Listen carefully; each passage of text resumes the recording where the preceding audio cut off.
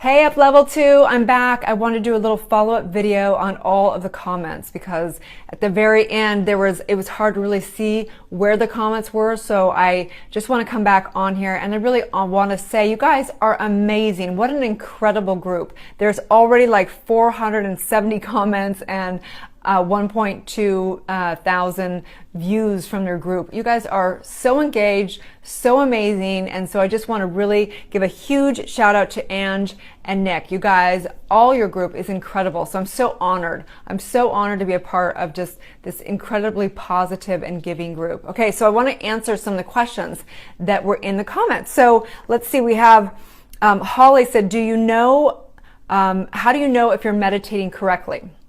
Great question. Again, there's no right way or wrong way, but I'm going to get into, because one of the common themes in these questions, because I've written them all down all here, is how do you know, what are the signs that you're meditating correctly? How do you know? And then why am I getting emotional? And because it's very common, people get emotional during meditation. And then another question was, how do I have my mind wandering? And then another one is, why do I keep yawning in the middle of meditation? So I'm just going to answer a few of those kind of general ones because they were in multiple comments. So one, Holly, is that you don't really know if you're doing meditation correctly. There's no wrong way of meditating. So there's definitely different signs. Okay, so one of the first things people ask is, how do I make it that the mind chatter, my mind keeps going every direction, how do I begin to focus it for meditation? So one thing is to become what's called the observer. So instead of, you're not gonna make all that mind chatter go away, especially at the very beginning of beginning meditation. But what you can do is you just don't entangle in it. So imagine that it's like actually the clouds are rolling by, that's your thought forms. One's like, oh, I need to go to, go grocery shopping. The next is like, I can't believe that she said that to me. The next is like, whatever, all these thought forms that are coming through your consciousness. Well, you don't have to entangle them. And as soon as you don't engage in them and energize the thoughts, you actually, there's a space within you that's called like the observer, that gets to a place where you just can observe. And as soon as your consciousness and your mind realizes she's not buying in, she's not going to entangle in these beliefs, in these thoughts going through, it will begin to have your mind chatter go down. So it takes years and years to have the mind chatter completely disappear, but you can definitely not engage in it. So this is the point of doing all this meditation also, so that you can go back into your world and be able to have the world chatter at you. The whole mind, the whole world is like mind chatter. And you get to go, that's fascinating. I'm not going to engage in that, insanity over there. So another question is, let's see, Sammy, what would you suggest to do when you are in a situation where you get stressed out? Okay, oh yeah, this is a really important one. So Sammy had asked about upsets. So meditation, one of the primary reasons about meditation is to actually be able to use whatever breakthroughs and advancement you have in meditation back into your life. So it's very common. I remember being very upset years back. I was actually in a dysfunctional relationship years ago. And I had a mentor at that point in time, and I'm like, I'm just so upset, I can't handle it. And so he walked me through some steps that helped me so much when I got upset.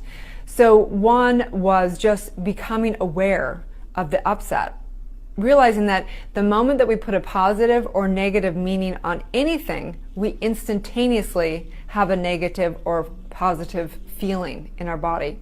So no matter what occurs out there in the world, we do have a choice to respond in a neutral space. And that's the point of getting to that neutral space. Instead of assigning it positive or assigning it negative, we want to get into a neutral place where we can see all of life exactly as it is and not react to it and choose something new.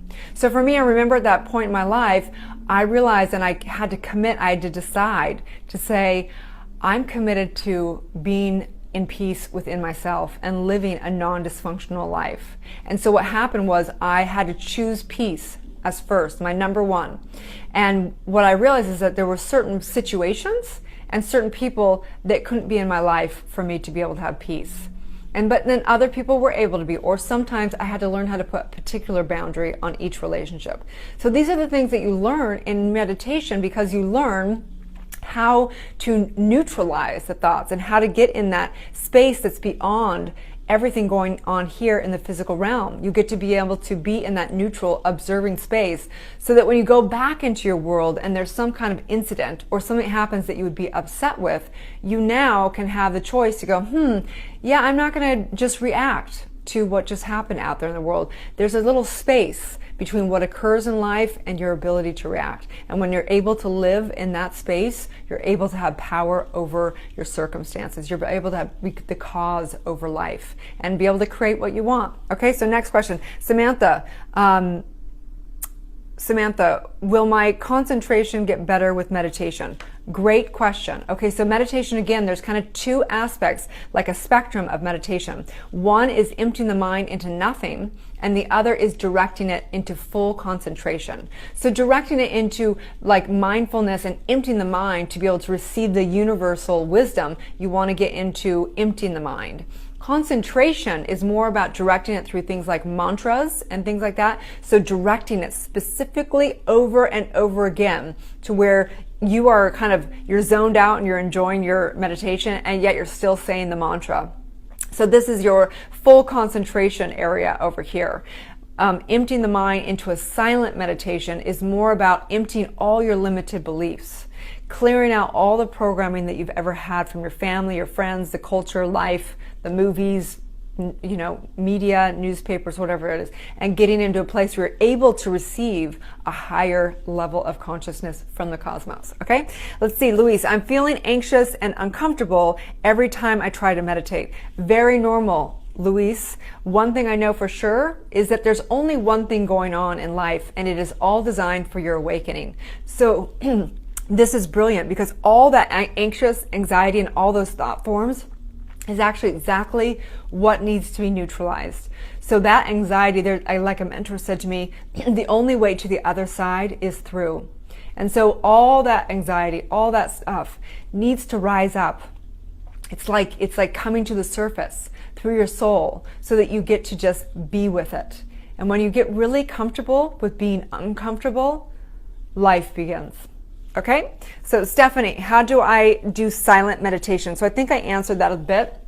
The best thing is to have patience with yourself. So silent meditation, again, is about emptying your mind. So the first time I meditated, it was terrible. It was awful. It was like someone had their fingernails going down the chalkboard. It was so hard for me. So the first thing is to know as you're going into silent meditation, very few people are disciplined to really go into a silent meditation. So you may find that doing some mantra, doing some guided meditations is an easier way to ease into it, because the most important thing when it comes to meditation is for you to enjoy the process. Because if you don't enjoy the process, then you're probably not going to keep doing it. So if you have to ease in through mantras and through guided meditations, it's great. But at some point in time, I believe there has to be a point in time when you go into a silent meditation where you have nothing, you're hearing nothing, and you're going to the place where you're able to stream in. So the best suggestion I can say for silent meditation is go in small spurts and just be a witness for all the mind chatter and just find that little gap that is beyond that. That's the witnesser. That's that part of you that is eternal. Okay, so begin with that. So you've got tons of other questions. Camille, how do I know if my meditation's working? Again, there's no wrong way of doing it. So it's kind of like, I always imagine that, when I first swam like in the ocean, it was really uncomfortable. It was cold, it was scary, there was these big waves and whatever. And then now, if you're a really advanced swimmer and surfer or something like that, you go in the ocean, it's like, woohoo, I'm here, and it's all this blissful because you've built this amazing relationship and trust and good experiences in there. So you're gonna know that you are meditating just by doing it, because the more you go in there, it's just allow the process. There's so many things, there's no wrong way of doing it. It's impossible to do it wrong, okay? So next, let's see. Hannah, I love morning meditations, but nighttime I get really sleepy. Is this natural? Hannah, I would say if you're really tired, I would take a look at that. Are you getting enough sleep? Because a lot of people don't get enough sleep and it affects their whole life. So I would say if you're getting that tired at meditation, maybe you need to be getting a little bit more sleep. Just a thought. I don't know. But yeah, if you're sitting, it depends. Are you sitting in an actual meditation position? It's very important that you sit up straight because there's an actual energy field that goes through your chakras, that goes through the center of the earth and out to infinity. Okay. So if you're laying on your bed, people can do it. Some people meditate in different positions, but I would highly recommend, for me, I definitely like to sit directly up in lotus pose, which means my legs are crossed. And sometimes I have my fingers like this. There's many different, these are called mudras, the way you move your hands.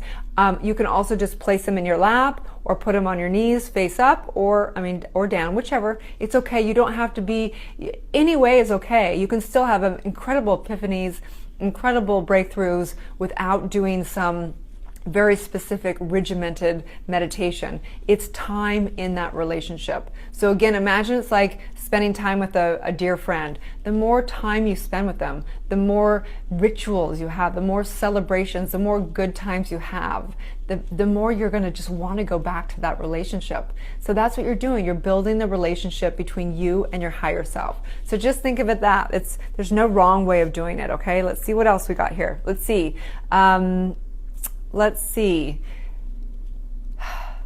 Tips on keeping the mind from wandering. Again, I would say just making sure that you've handled everything in your day. Turn off your phone, turn off even the lights and just light a candle.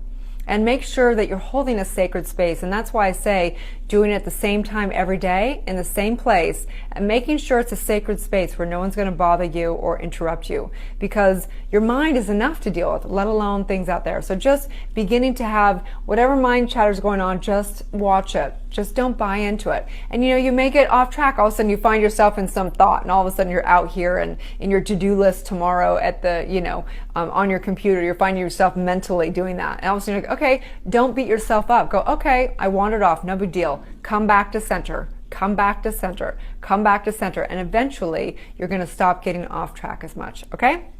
Let's see what else is here. Oh yeah, someone asked, I wish that we started with Om Namo Gurudev Namo. We have a Kundalini person in the house. So a lot of the times people will open up a meditation or a yoga practice. And just so you know, yoga is the uniting. It's actually not just a physical thing. Many people think that yoga is just this physical exercise. Yoga is actually meditation. Yoga meditation is yoga is meditation. It is the union, bringing the lower self and the higher self together, uniting them. That's what yoga means. It means union. So Om Namo Gurudev Namo is a Kundalini thing that at the very beginning we check in and we chant Om Namo Gurudev Namo. And this means calling to the highest creator, that source that I am creating it. That's what my name is. Sat Nam means the truth is the name. Guru is not to some man or somebody that I need for a guru. Guru is the technology of taking the dark and transforming it into the light. And then Dev means deity, divine. It means the highest masters. So we call on the highest masters here right now into this meditation. And then Namo, again, is my true name, the truth of that I name myself, I command myself, I reverend myself. So Om Namo Gurudev Namo is calling on that grand creator that I am, that's within me, that has that technology and is the inner guru that awakens through this meditation that I call on right here and right now to transform anything going on with all the master energy that is in my consciousness and is everywhere out there and everyone that's ever lived that's masters. Okay, so that's that question. Let's see what else we got here. Let's see. Would it be best guided meditations? Oh, and then someone said, I just can't stop yawning. So this is kind of common. I would imagine it's just because the body is is energizing. It's trying to get, what happens in meditation is you literally create new neurons, you create new cells, you are doing so many things because you've got this new intentional energy that has very, very specific energy of healing, of transforming, of revealing the truth. Because we don't heal, we reveal. The healing comes out of the revealing of the truth and consciousness. And as the mind expands, all kinds of miracles happen. In fact, there's no such thing as miracles. Miracles are just simply glitches in your current belief system. Because, anything and everything's possible in the quantum world. So I hope I answered most of your questions, you guys. I am so honored to have been invited into this extraordinary group. Again, big shout out to you guys, Ange and Nick, and have a wonderful day, you guys, and look forward to just hearing all the amazing stories about meditation. It's been just a game changer for me. So keep it up, you guys, and namaste. Have a great one.